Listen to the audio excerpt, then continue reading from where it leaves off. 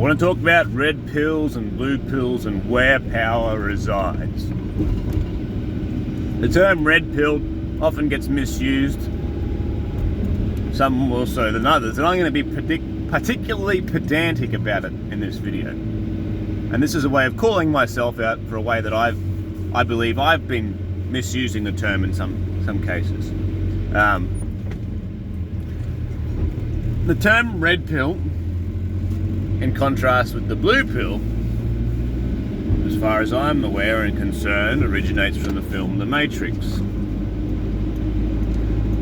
In the film, and in reality, in our reality, the red pill does not actually have any power. The red pill is purely symbolic. In the film and in reality, if you're on the path to being red-pilled, there is no pill that gives you power. There might be a point of there's some sort of information. It's different for every individual, but it's not just an accumulation of a certain amount of information, a certain amount of red pills, quote unquote red pills rather. There is no set quota or amount that you need to have or you should have before you become red pill. What the red pill is a life-changing moment. It's an epiphany. It's a point of no return. It's a complete paradigm shift. But there's no power in the pill itself. There are some people out there that have all the information that you would think is necessary to be red pill, yet they are not truly. We use the term, and this is where I misuse it myself, we say red pill me on this, red pill me on that, but unless you're talking about completely change my perception on any given topic, you're really misusing the term, because the red pill has no power. You can give people information that leads them down to the point where they can go, oh, I'm red pilled now.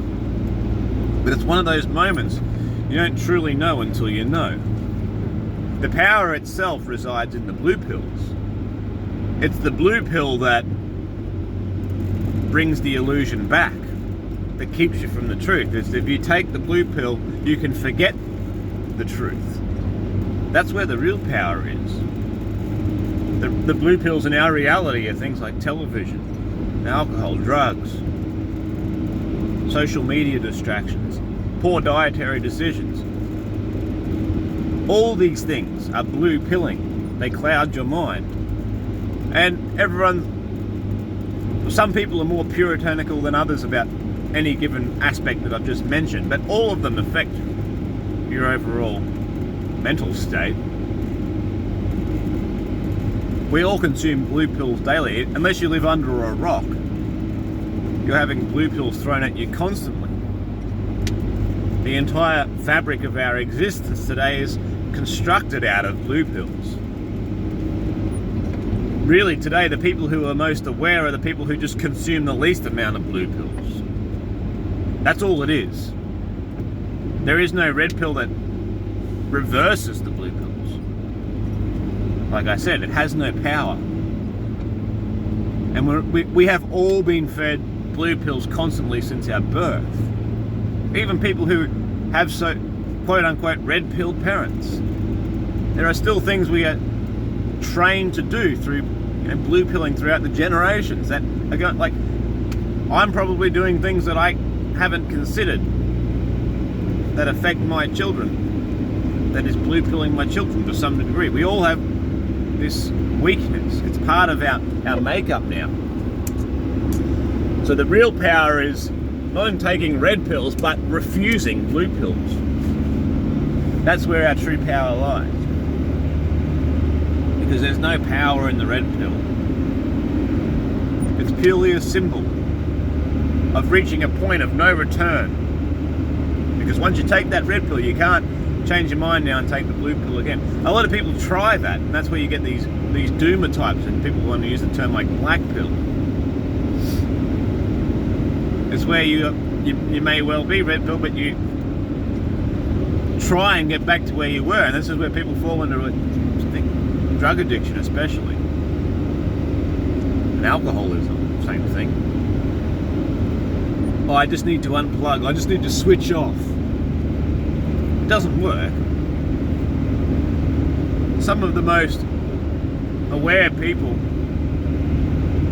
well, I shouldn't say it this way, some of the biggest drunken idiots I know, like proper bumbling idiot alcoholics, they're these crazy people, you know, the drug-fucked idiots in the city streets rambling out all sorts of incoherent nonsense. A lot of it is true.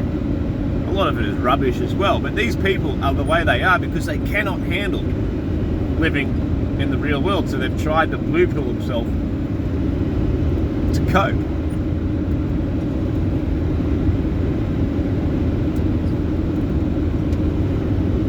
So I guess the real power is being able to identify what is a blue pill and to be able to then refuse the blue pill. There's a lot of people out there who believe they are red pill but are not. There's a couple of ways, like a couple of analogies I could use to describe this sort of faux state of mind. Like when you're driving along with your window down, you've got that loud noise of the wind gusting past the open window.